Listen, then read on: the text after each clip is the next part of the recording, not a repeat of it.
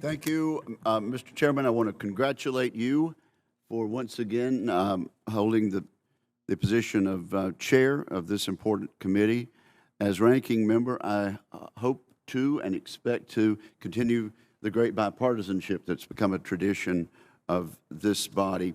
Also, let's take a moment to salute my predecessor, the Honorable Jim Inhofe of Oklahoma. He left us Oklahoma-sized cowboy boots to fill, and we're going to do our best to carry his legacy forward with a relentless focus on supporting the men and women who protect America every day. I want to salute and recognize the invaluable contributions of our returning members and welcome three new members of our committee. Senator Mullen from Oklahoma, Senator Budd from North Carolina, and Senator Schmidt from Missouri. Their states play a critical role in defending our nation. Also, there are a number of service members and veterans there. And particularly, I'll say to Mr. Budd, my first active duty station as then Captain Wicker was Seymour Johnson Air Force Base. So I hope you'll look out for my buddies there at Seymour Johnson as well as the entire military. Today's hearing is an important opportunity to speak with experts, and so we welcome them, particularly important as we begin to craft this year's National Defense Authorization Act, hopefully earlier than usual. The United States faces an increasingly complex and dangerous security environment. Indeed, it is fair to say that this is the most dangerous moment since the Cold War. The Chinese Communist Party is engaged in a massive project of military modernization, and its threat to unify, as they say, and I would say invade Taiwan, becomes clearer every day. Nearly 1 year ago, Beijing's junior partner, Russia, launched an unprovoked and brutal invasion of Ukraine. This war poses a direct threat to peace and prosperity on the European continent and to America's vital economic and security interests. Moscow's war machine in Ukraine is aided by Iran. In addition to supplying Russia with lethal drones, Iran continues to spread mayhem elsewhere as it marches closer toward a nuclear weapons capability. Iran's volatility and malign influence is matched by North Korea. The 38th parallel remains one of the most dangerous places in the world. Further, we cannot take our eye off the global war on terror. Global terrorist organizations continue to recruit, train, and operate in the greater Middle East and beyond, and pose a direct threat to us here in our homeland. Our first job in this committee is to provide the tools our military needs to deter and defeat these threats.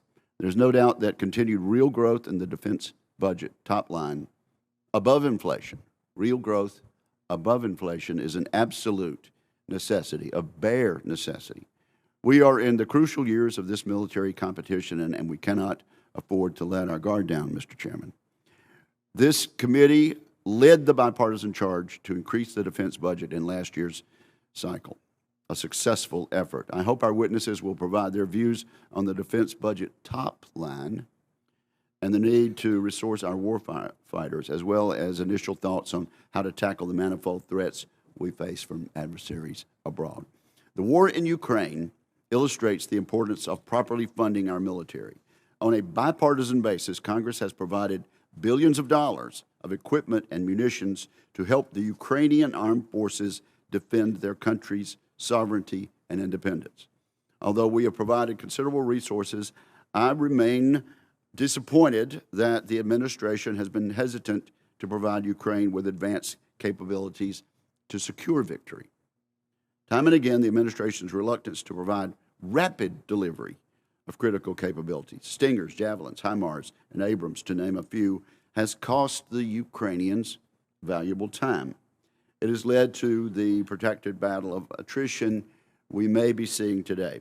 So I would ask our witnesses to comment on the war and suggest ways that this committee can continue to help the brave and steadfast Ukrainian troops actually win, rather than preserve a stalemate.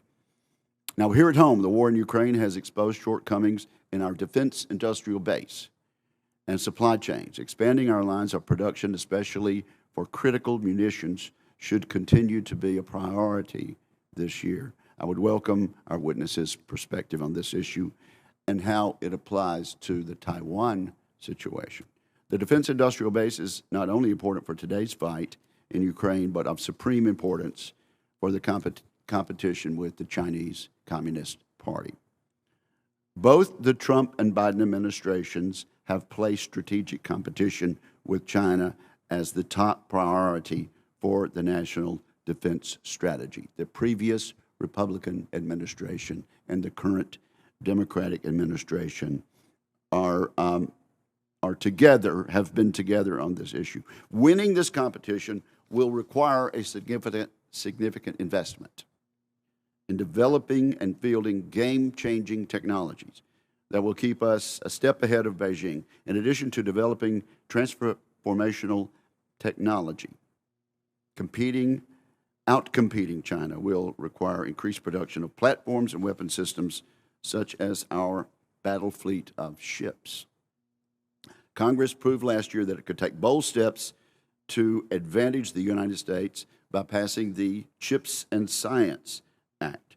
We would be interested in our witnesses' views on how this committee can help the Department of Defense focus on the long-term strategic competition with the Chinese Communist Party in this respect. So I thank our witnesses. I thank the indulgence of my friend, the chair. I would note that the namesake of Mr. Zackheim's Institute, President Reagan, summed up his national security policy as peace through strength.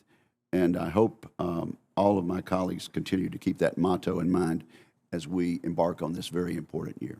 Thank you, sir. Thank you.